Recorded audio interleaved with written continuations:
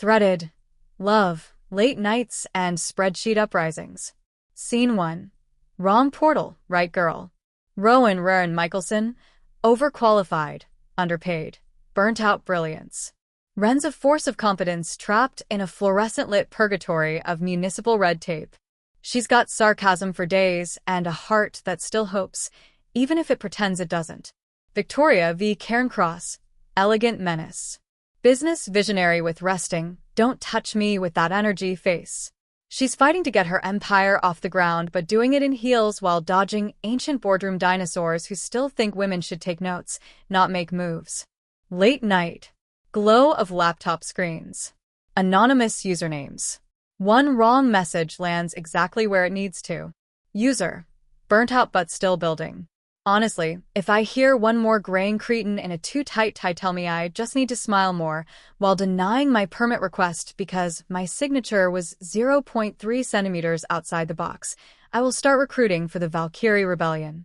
What is it about mediocre men and their pathological fear of competent women with blueprints? And don't get me started on this new office hotshot who thinks a PowerPoint with moving animations is revolutionary. My spreadsheet could run a small government. Also, I accidentally filed a report under Screw This instead of Structural Safety Review, and honestly, no regrets. I know this isn't how this works. I think I meant to post this in my late-night support chat where we all pretend we're not one unpaid invoice away from living in a yurt. But if you are some stranger reading this, and you've ever fantasized about leading a spreadsheet-led revolution or designing an open-plan feminist utopia with ergonomic chairs and no gaslighting, say hi. Or at least send wine. Run. P.S. Yes, it's a pseudonym. No, I won't share my real name unless you're also hiding from the patriarchy. The response came fast and honest. Ren did not think that anyone was even seeing her message, let alone respond. User. Queen of the Gallows Humor. Dear Ren, or revolutionary in rent-free realness. First, let me say, your filing error is the kind of administrative anarchy I aspire to. Screw This is now officially the name of my next holding company. Second, this wasn't your feminist rage support group, but it is now. You summoned me. I appeared, like Beetlejuice, but with better shoes. You had me at PowerPoint animations. I'm currently wrestling with a team of consultants who believe a woman can't lead a billion-rand expansion project unless she's wearing pearls and apologizing. Joke's on them. I wear stilettos and press charges. Send blueprints. I'll send espresso and spite. V. Short for victory. Or vindictive. Depends on the day. Rowan smiles at the response and her curiosity is intrigued. User. Burnt out but still building. V. Just V? You show up in my inbox like a Bond villain with a better moral code and sharper heels and expect me not to be intrigued? Let me guess. You're drinking something expensive from a glass that probably doubles as a paperweight/weapon. Meanwhile, I just inhaled lukewarm noodles over an inspection report titled, Variance Violation, the Saga. Spoiler alert, there was no saga. Just Dave forgetting that the walls need to be attached to the floor. You ever think about just disappearing? Starting over? New names. New city. Something with less bureaucracy and more late-night laughter. And possibly goats. I don't know. I'm not ruling it out. Run. Still anonymous. Still mildly tipsy on supermarket wine and the taste of potential. 3 dots appear. User. Queen of the Gallows Humor. Goats are underrated. They climb cliffs, headbutt men on command, and they never ask if you're PMSANG when you're being assertive. So yes. I've considered vanishing. Often. But then who would terrify subcommittees into approving climate-forward commercial zones while wearing lipstick named Hostile Takeover? Ren, darling, you are the first person this week to make me laugh without needing to fake it. I'd like to believe that's the start of something. So here's a thought. What if we stop pretending we're too busy for joy? What if we keep talking? No real names yet. No pressure. Just 2 women. On opposite sides of a battlefield built from Excel formulas, gender bias, and caffeine. And maybe, just maybe, we rewrite the rules while we're at it. V. Still poised. Still plotting. Your move, Valkyrie. Scene 2. Blueprints and barbed wire. A few nights later. Same inbox. Same late hour. One of them has started saving the chats in a secret folder titled Joy, apparently. User. Burnt out but still building. Today I got asked again if my actual boss could sign off on a site assessment I completed and drew and built the prototype for. I laughed. He didn't. The city loves me behind a desk. Quiet. Efficient. Pretty good with AutoCAD. But put me in steel caps, hauling rebar and quoting build specs, and suddenly I'm confusing the chain of command. I don't want to manage a project. I want to build it. Hands-on. Foundation up. My dad taught me framing and concrete work before I could do algebra. He believed I could build cities. Everyone else just wants me to build reports. I'm tired of being underestimated by people whose greatest achievement is not choking on a croissant in meetings. Ever feel like you're a thunderstorm being asked to tone it down to a drizzle? User. Queen of the gallows humor. Darling, if you're a thunderstorm, then I'm the lightning rod that's been waiting for you. I've built towers with men who had degrees in nepotism and confidence in place of competence. You're the storm and the scaffolding. And frankly, I'd rather have you on my team than every pencil-necked legacy hire in my expansion committee combined. You're not just dangerous. You're necessary. One day, the world's going to have to admit that women like you didn't just show up. You built the damn door they're walking through. And when that day comes, I hope you're too busy building something brilliant to care if they finally noticed. Also once told to smile more. I redesigned the lobby instead. Scene 4. She who builds in silence. The night air hums. One message blinks in the inbox. Run hesitates before typing, like the words cost her something tonight. User. Burnt out but still building. I had a client today ask if I was assisting my husband. There was no husband. Just me. And a structural load-bearing design I spent 3 nights perfecting. You ever get that moment where you almost say what you're really thinking? I nearly said, "Sir, the only thing I'm married to is code compliance and caffeine." Instead, I smiled and answered his questions while resisting the urge to beat him to death with my site plan. I don't know why I'm telling you this. Maybe because you're the only person who doesn't ask me to tone it down or make it digestible. You just read me. That should scare me. But it doesn't.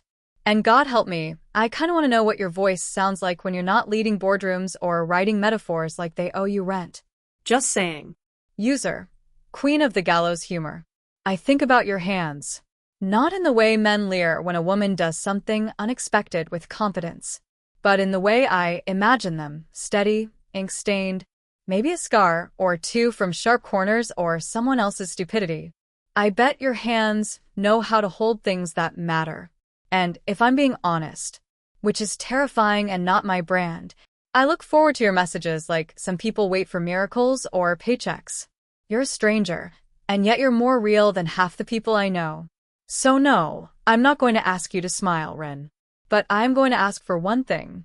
Don't disappear. Not from this inbox. Not from whatever it is we're creating here. Who just canceled a meeting to write this. Priorities. User. Burnt out but still building. I am not going anywhere. These chats has been more real and meaningful than most of my boring days. You ever just lie on your living room floor and question your life choices while your cat uses your chest as a throne and the world spins on without noticing? I did that tonight. It's weird how I can draft the bones of a building in 3 hours, down to the screws and airflow, but I can't seem to build a life that doesn't feel like it's constantly being misfiled. I've got this dream. A property. A plot. Nothing fancy. Just a place where I get to build the kind of spaces that make people breathe differently. Natural light. Open beams. No cubicles. A coffee shop inside a greenhouse. A workshop with steel and sawdust and laughter. I even have the name, the Haven Project. But every time I pitch it, they smile that smile. You know the one.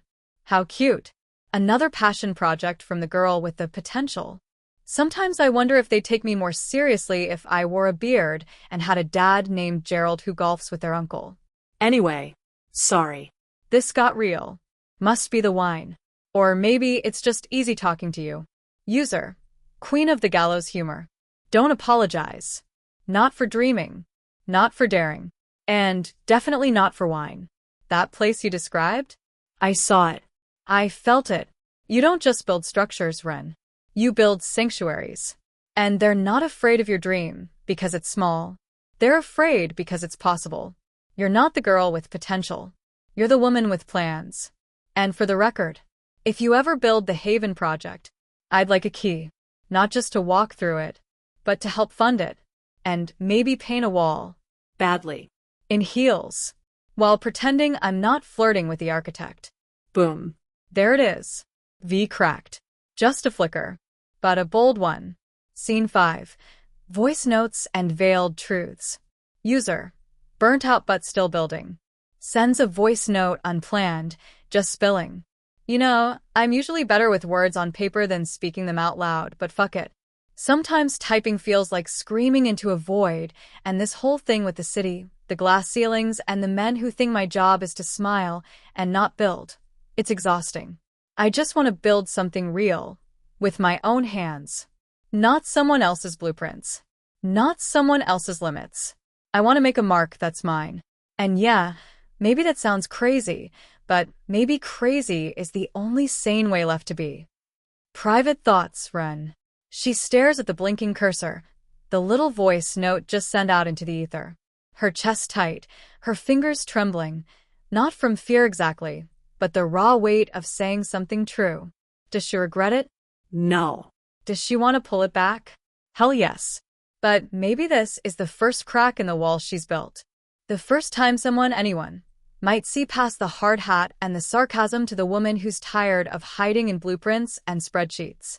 She wonders if V will laugh it off, dismiss it, or worse, think she's just another drama queen. But beneath it all, a small spark flares, stubborn and wild, hope. Private thoughts, V. V listens to the voice note twice, once with a steady hand on her glass, and once with a heart that's suddenly skipping. She's used to controlling the room, the deal, the boardroom. But this raw honesty? It's disarming. Dangerous. Magnetic. Asterisk. She wonders if Ren even realizes the power she wields, not just in steel and stone, but in vulnerability. And she wonders if this is the moment she's been waiting for, not just a partner in business, but a partner in life's beautiful chaos. Her mind races with images, them side by side, drafting blueprints, stealing moments between meetings, maybe laughing at the absurdity of it all. And something softer, something daring, lingers at the edges. User, Queen of the Gallows Humor. Well damn, Ren. I wasn't expecting that. You just went from Valkyrie of the spreadsheet to storm-eyed chase into the ruins. Consider me intrigued. And maybe a little terrified. But mostly, I'm thinking we might just be crazy enough to build something wild together. So, what's next? More words? Or do we start drafting plans in person? No pressure. Just plotting. Scene 6. The quiet between the lines. User. Burnt out but still building. So, how much coffee is too much coffee when you're trying to pretend you actually have your shit together? Asking for friend. Today I spent 45 minutes convincing a guy named Gary that no, the beams can't be sort of attached. And yes, I'm allowed to swear on the blueprints. The only thing keeping me from losing it is this dumb chat and the idea that maybe, just maybe, there's someone else who gets it. Also, confession, I totally Googled Queen of the Gallows Humor. Sorry not sorry. You have a better poker face than I do. Ren's private thought. She hopes V won't find her search creepy. But damn, curiosity has her hooked. She pictures V behind the glass office wall, sharp and composed, but she wonders, what happens when the armor drops? User, Queen of the Gallows Humor. Coffee is the lifeblood of late-night revolutionaries and corporate saboteurs alike. I'm now accepting applications for a partner in crime who can keep up on caffeine and sarcastic repartee. And yes, you're definitely not supposed to Google me, but I'm glad you did. Makes me feel less like a shadow. And maybe it's nice to think you're out there, tired and furious and real. V's private thought. She wonders if Ren's tiredness matches the exhaustion that keeps her awake after the board meetings end. If the same loneliness crawls beneath Ren's skin, the 1V knows all too well. For the first time in a long time, she's not sure if she's just intrigued, or maybe something more dangerous. Something she can't quite name. Scene 7. Unmasking in Fragments. User. Queen of the Gallows Humor. So, now that you've peeked behind the curtain and Googled me, admit it, that was half you. Half desperation to find a kindred spirit. How about you give me a few more breadcrumbs? What's the face behind burnt out but still building?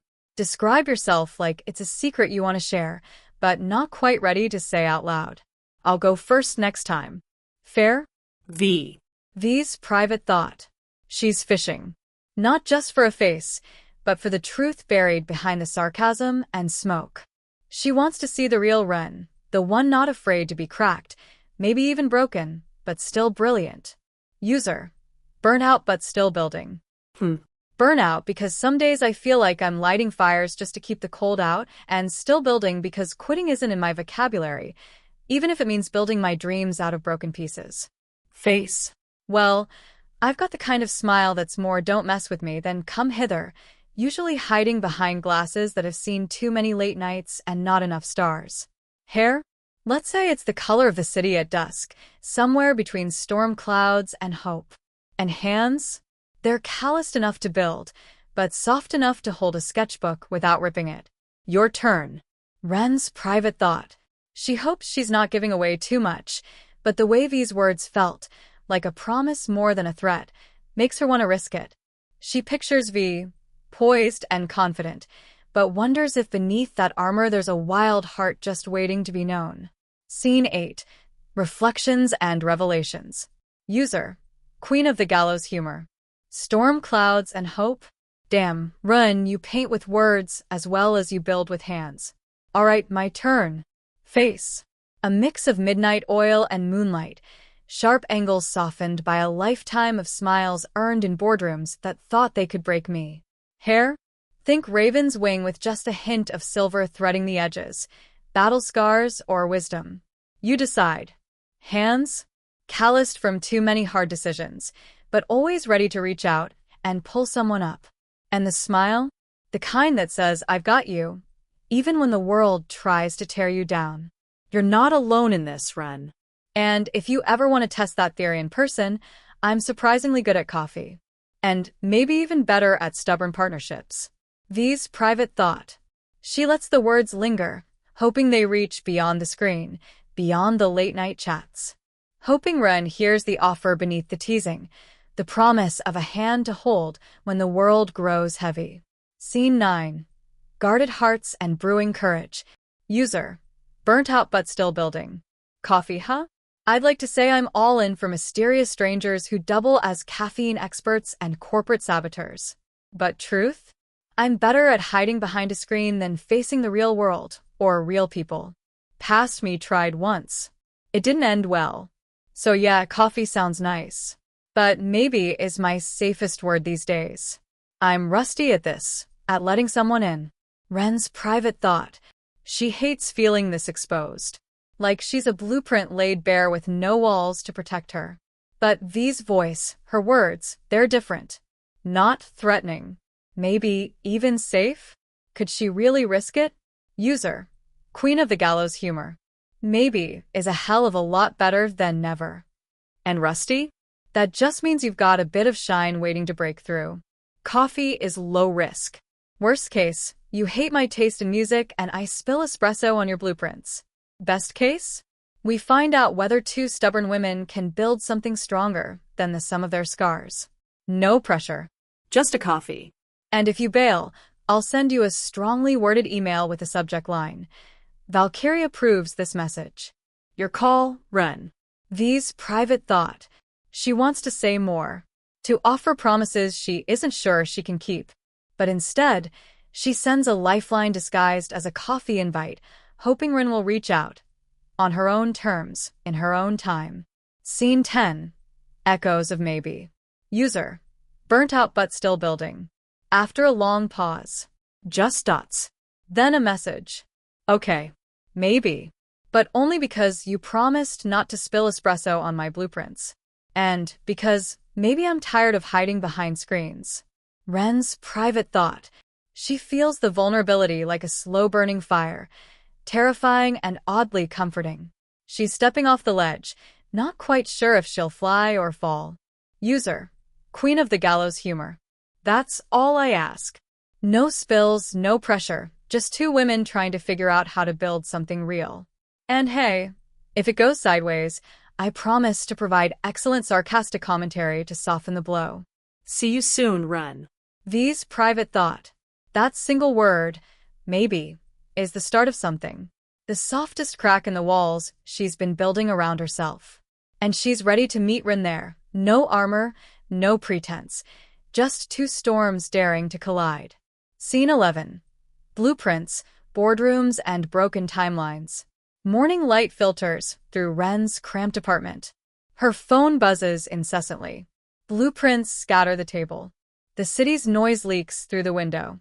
Ren's day is a blur of inspections, angry calls from contractors who don't respect her authority, and emails demanding miracles on impossible deadlines. Every urgent message is another nail in the coffin of her sanity. Her phone vibrates, and an unexpected smile appears on her face. A message from V. User. Queen of the gallows humor. Morning, Valkyrie. I hope you're caffeinated and ready, because I might be late. Board meeting crisis. Some dinosaur just vetoed my sustainability proposal. Guess who's trying to save her empire and the planet? This coffee date might turn into a late-night hostage negotiation. Ren smiles despite herself and types back. User. Burnt out but still building. Crisis management sounds familiar. I'm knee-deep in a foundation failure, drama that's less about structures and more about egos. Take your time. I'll keep the coffee warm. Your patient architect in the trenches. Evening. The sun sets behind glass skyscrapers. V finally escapes her boardroom battlefield, exhausted but victorious. V's heels click through the lobby, her mind still replaying the day's battles. She dials Ren's number, voice hopeful but cautious. V, voice call. Ren? I'm finally free. Can we still do this? The coffee date that was almost a hostage situation. Ren, voice call. Only if you promise not to bring any dinosaurs. Or at least no fossilized ones. Scene 12. Portraits in shadow and light. The cafe is cozy, warm, the kind of place where you forget the world outside. Ren arrives first, nerves hidden behind a guarded smile. V walks in moments later, radiant but real. Victoria, V. Cairncross steps into the cafe like a storm wrapped in tailored elegance. Her raven-black hair falls in a sleek curtain just past her shoulders, glossy and precise, framing a face carved with the precision of a sculptor's finest work. Her eyes, ice blue, sharp as glacier shards, hold the calm command of a woman used to bending the world to her will. High cheekbones catch the soft light, her skin smooth with the glow of carefully guarded secrets. She wears a charcoal gray blazer over a crisp white blouse, the kind of outfit that says power without shouting. A slender gold chain glints at her neck, subtle yet unmistakably expensive. Every movement is deliberate, poised, measured, until she sees Ren. V slides into the booth, the smoothness of her movement belying the sudden flutter in her chest. Her eyes drink in the sight before her. Ren, the magical architect, is a paradox wrapped in dusk.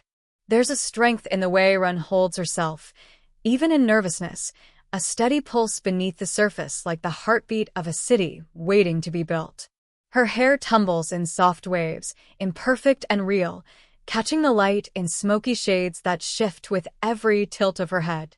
V notices the faint calluses at Ren's fingertips, the subtle scars that speak of hard work, and the way her eyes, dark and thoughtful, flicker with a quiet fire, a soul who has seen too much yet refuses to be broken. Ren's gaze meets V's, and for a breathless second, the poised CEO feels stripped of her polished armor, vulnerable yet fiercely alive. V's tailored blazer contrasts with the softness radiating from Ren's worn-in sweater, the collision of worlds, sharp lines meeting flowing curves. She catches the faintest smile playing at Ren's lips, a secret invitation wrapped in uncertainty. V's own smile is slow, deliberate, less a mask, more a promise. Her fingers brush a stray lock of hair behind her ear, a small gesture of ease in the shared quiet. The cafe hums around them, but all V hears is the rhythm of a story beginning, the unspoken acknowledgement that sometimes the strongest foundations are built not of steel and stone, but of moments like this. Rowan Ren Michelson sits across from her, an earthier contrast to V's polished storm. Her hair is a wild cascade of deep chestnut with streaks of ash gray, like autumn leaves kissed by early frost. Her eyes are dark hazel, flecked with gold, alive with a restless fire that refuses to be tamed. They flicker with a blend of curiosity, defiance, and a softness V hadn't expected. Ren's face carries the gentle angles of someone who's spent hours squinting at blueprints and sunlight alike. High forehead, strong jaw softened by the hint of a dimpled smile. She wears a knit sweater in deep forest green, slightly worn at the cuffs, paired with dark jeans. Comfortable, practical, but undeniably her. Calloused hands rest on the table, one absent-mindedly tracing the rim of her coffee cup. There's a grace in her roughness, a quiet magic in the way she inhabits the space around her. The cafe hums around them, but all V hears is the rhythm of a story beginning, the unspoken acknowledgement that sometimes the strongest foundations are built not of steel and stone, but of moments like this. Scene 13. First words, first breaks. The cafe's warm hum surrounds them, but all they hear is the subtle catching of breath, the invisible thread pulling taut between two women finally close enough to touch. V leans forward slightly, her ice blue eyes softening with a rare, genuine smile. V. Run. It's good to finally meet you beyond the pixels and midnight confessions. Ren's lips curl into a shy, almost reluctant smile, eyes flickering to the blueprints before meeting V's gaze again. Yeah, good to meet you too. Even if I'm probably way more awkward in person than I am behind a screen. V chuckles, a warm sound that seems to ease the tension, bridging the gap. V. Awkward is overrated. I prefer real. Ren shifts, the weight of the day slipping just a little, her voice gaining strength. N.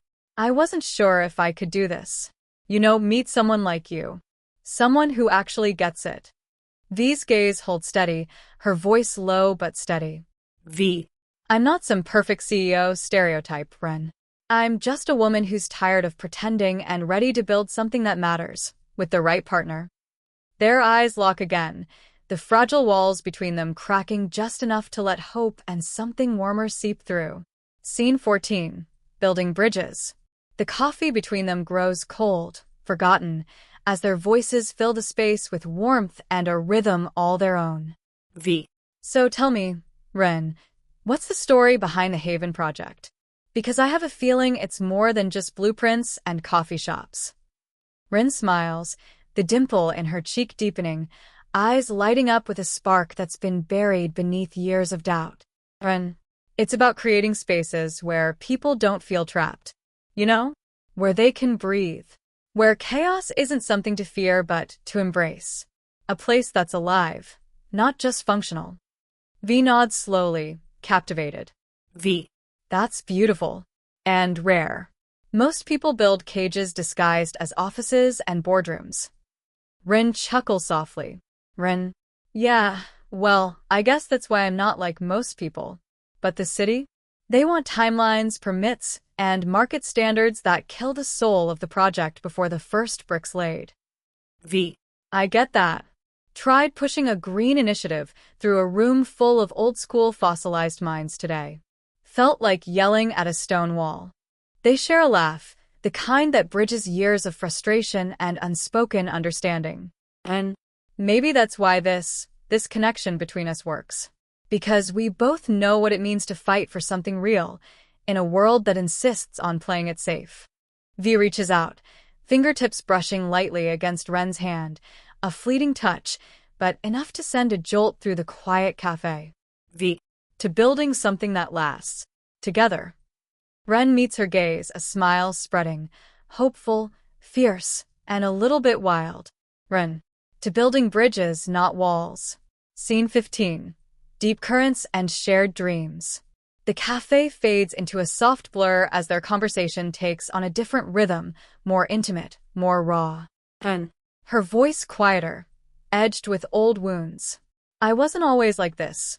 Confident, fierce, ready to build my own path.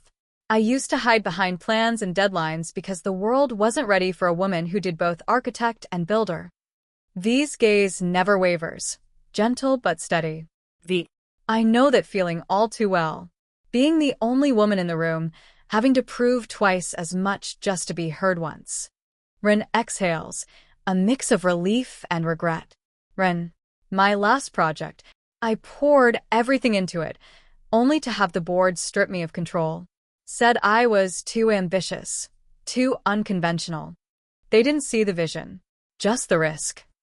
V's fingers curl slightly, the familiar fire sparking. V. Risk is what changes worlds. It's what I fight for every day in the boardroom, fighting old money, old ideas that try to cage us. Their eyes meet, a fierce understanding passing between them. Ren.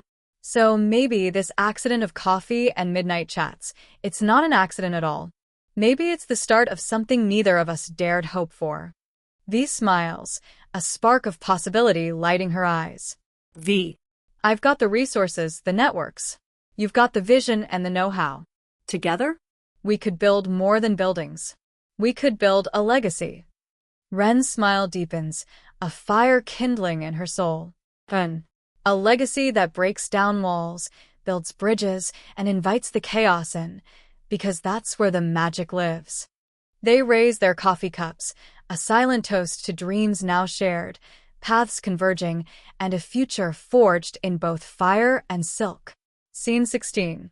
Blueprints of Tomorrow. Later that evening, the cafe has emptied, but Rowan and Victoria remain, huddled over a battered notebook and a tablet, their worlds colliding in a flurry of sketches, notes, and bold dreams. Ren. Here's the concept for the community hub. Open spaces, green roofs, places where people can just breathe. No rigid lines, no sterile offices. She slides the tablet toward V, fingers tracing the curves of a digital blueprint that seems to pulse with life. V. Eyes gleaming with excitement. I love this. It's not just architecture. It's rebellion. A statement against the status quo. And with the right funding, we can push this through City Hall without the usual red tape. Ren. Exactly. But I'll need your help navigating the bureaucracy, the permits, the politics. You know who to call, how to sway the old guard. V. And you bring the magic, the ideas that make people stop and see what's possible. Together, we're unstoppable. They exchange a smile, equal parts challenge and promise. Ren. This isn't just about buildings. It's about creating spaces where women like us don't have to hide. Where our strength is seen, not dismissed. V. Where the future is built on our terms. Their hands brush again, this time lingering, a silent vow to build not just structures, but a legacy that will stand long after the dust settles. Scene 17. Through fire and flame. The city hall looms like a fortress of old traditions, its halls thick with the murmurs of men who believe the world hasn't changed, that women belong in the margins, not the center. But there, striding through the marble corridors with heads held high, are Run and V, two storms wrapped in silk and steel. Like Khaleesi walking unflinching through fire, they face every sneer, every condescending glance, every whispered doubt, with pride that doesn't just burn, but ignites. Ren's eyes flash with fierce determination, the architect who's no stranger to breaking ceilings as well as foundations. V's voice is calm but commanding, every word a spark setting old power structures ablaze. V. We're not here to ask permission. We're here to rewrite the rules. The men around the table shift uneasily, their power crumbling under the weight of undeniable force. Ren. Our vision isn't a risk. It's the future. You can either get on board or get out of the way. Their collaboration is a wildfire, burning through red tape and skepticism, forging alliances where others saw only walls. Narration. With every challenge, every bureaucratic gauntlet, they walk taller, a living testament that fire isn't just destruction, but the fierce forge of creation. And as they leave the chamber, heads held high, they know this is only the beginning, the first blaze in a legacy that will scorch the sky. Scene 18. Embers of tomorrow and whispers of now. Outside the city hall, the weight of battles fought lingers, but Run and V stand shoulder to shoulder, eyes shining with the promise of what's to come. V. We've broken through the fire. Now we build. N. Brick by brick. Dream by dream. They walk away from the marble giants toward the blank slate of their first sight, raw earth waiting to be shaped by vision and sweat. Under the golden light of the setting sun, their hands brush as they review plans, the warmth spreading between them more than just the fading daylight. Later, in the quiet sanctuary of V's apartment, the city skyline a shimmering backdrop, the armor falls away. Ren traces the lines of V's jaw, fingertips soft and reverent. V catches her gaze, voice husky, with something more than strategy. V. We fight fire with fire, but it's in moments like these I feel the real heat. Ren's laugh is low, a spark igniting. Ren. And here I thought you were all ice and steel. They move closer, the distance shrinking until the world narrows to whispered breaths and the promise of something fierce and fragile intertwined.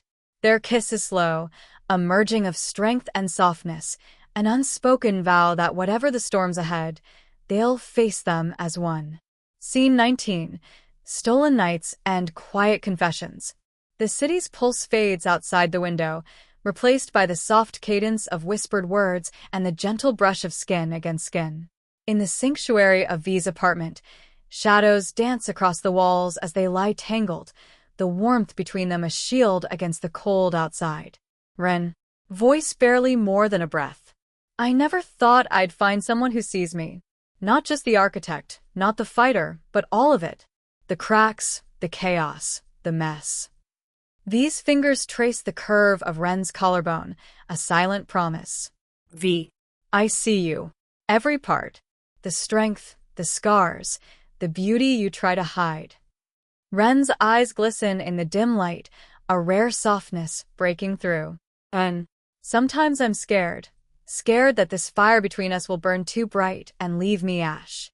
V pulls her closer, voice steady and sure. V. Then we burn together. And from the ashes we rise. Stronger. Unbreakable. They share a smile, a quiet understanding forged in vulnerability. Hours slip by in soft touches and tender confessions, dreams spilled like wine, fears laid bare without judgment. In these stolen moments, they're not CEO or architect, not warriors against the world. They're just two women finding home in each other. Scene 20. Beacons, vows, and new beginnings. Seasons turn as their project grows, a sanctuary born of rebellion and grace, a place where chaos and order dance in harmony. The community hub stands tall, a symbol not just of architecture, but of resilience, hope, and fierce love. Photos flood social media. Women laughing in open courtyards, children playing under green roofs, elders sharing stories in sunlit rooms. Run and V, side by side, hands intertwined, watch their dream become a beacon, a testament to what's possible when fire meets silk. Months later, surrounded by friends, family, and those whose lives they've touched, they stand beneath a canopy of blossoms. Officiant. Today, we celebrate not just a union of hearts, but a partnership forged in strength, courage, and unwavering love. V's eyes glisten as she takes Ren's hands, voice steady and full of emotion. V. With you, I am home. Together, we will build a life as fierce and beautiful as the dreams we dared to chase. Ren's smile is radiant, fierce, and tender all at once. Ren. And I promise to stand with you, through fire and quiet, chaos and calm, always building, always loving. They exchange rings, their vows echoing a promise that transcends time. In the years that follow, their family blossoms, Whether the miracle of in vitro, the joyous gift, a daughter, their love multiplies, a tapestry rich with laughter, hope, and endless possibility. Their home fills with the vibrant chaos they once dreamed of, where dreams are nurtured, and every day is a new foundation to build upon. Final scene, legacy in stone, in skin, in story. Years have passed, but the world still whispers their names in awe: Victoria Cairncross and Rowan Michelson, the women who changed the skyline and the soul beneath it. Their community hub became a movement. Satellite centers rise in cities across the globe, each echoing the original's mantra: breathe, build, belong. Young girls walk through those doors, eyes wide, seeing what once felt impossible. Female architects, CEOs, visionaries unchained from old limitations. Inside a sun-drenched studio, their daughter sits cross-legged with paint-splattered fingers, sketching something wild and magnificent. Ren smiles from across the room, her hands stained with clay and joy.